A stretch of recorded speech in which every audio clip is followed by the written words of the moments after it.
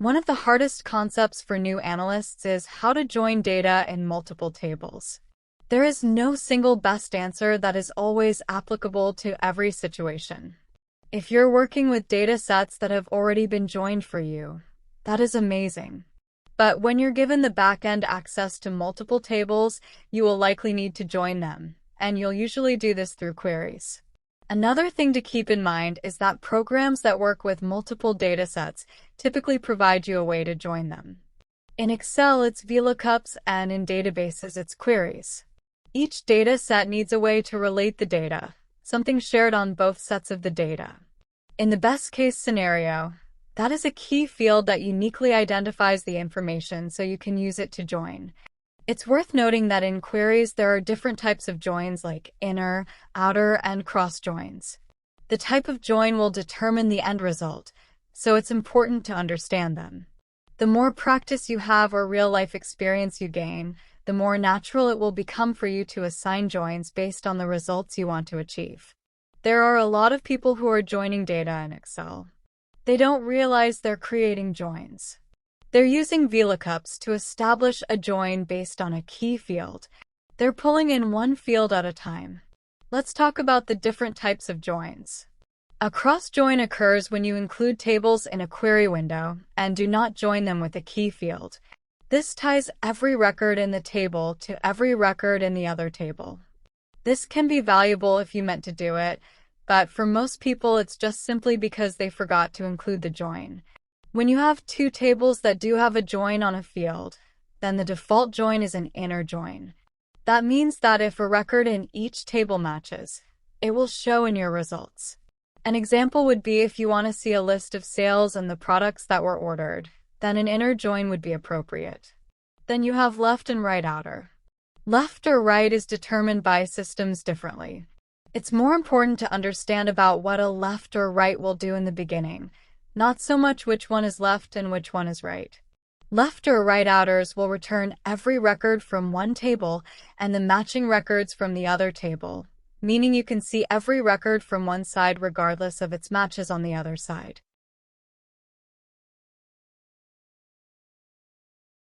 So if your goal was to show a list of products and if it was ordered, that would be the appropriate join. When you've been provided data to work with, and if you've been given access to the back end, then you'll get lots of real-world experience working with joins. Every data program will provide you a way to join that data and will often guide you with information on the screen that will help you understand what your data set result will be. When you join data, you are using a field of data that is the same in both tables, and it is the same data type. Sometimes they will be named the same and sometimes they will not. If you will open up Bad Link in Design View, it's going to notice that product ID is related to sales order ID. I've noticed through the years that this is a common mistake when people are learning to link data together. When you run this query, if you see either no results or limited results, the very first thing that you'll check is did you join the appropriate fields. I'll go ahead and run this and I see no results. That's because product ID and sales order ID should not be linked. I'll go ahead and go back to my design view. I'll delete this link. The appropriate link would be product ID to product ID. And then when I run my results, I'll see the answer of where my product is related to my sales orders. Let's talk about another common mistake that produces a cross-join. Right-click and open in Design View. The query named Cross. When you add two tables to a query window and you do not have a join type, this is called a cross-join. A cross-join will actually take every record from one table and attach it to every record in another table. Let's go ahead and get the sales order detail count and also the product count. So if I open up my sales order detail, I'll notice that I have 79,584 rows of data. If I open up my product, I have 504 rows of data. In a cross-join, it would take all of these sales records and attach them to all of the product records, and it would multiply them. So the record results would be 79,584 times 504 to produce over 4 million records. So if you see an inflation in records, it could be that you didn't join your tables.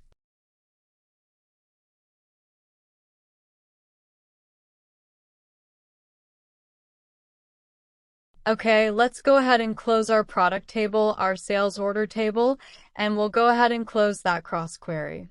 We don't need to save any changes. Let's go ahead and open up Enter in Design View.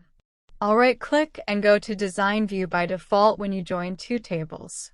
They're going to produce an inner join type. I'll highlight Product ID and drag it to Product ID.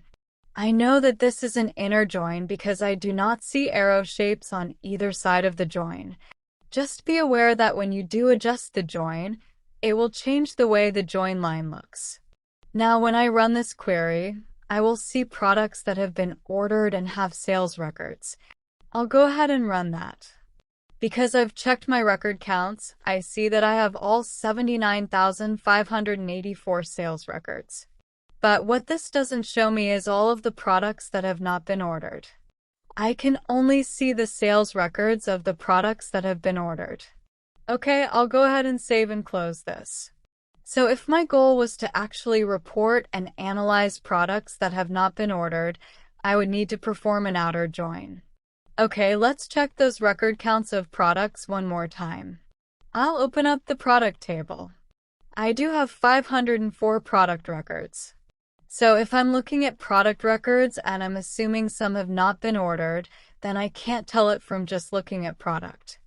I have to actually tie it to the sales order and then filter for the ones that have not been ordered. Okay, I'll close product. I don't need to save any changes and I'll go ahead and do left outer in Design View. To adjust the join properties is simple. You can double-click the join line or you can right-click and go to Join Properties. Every program sees left and right based on different ways and reasons.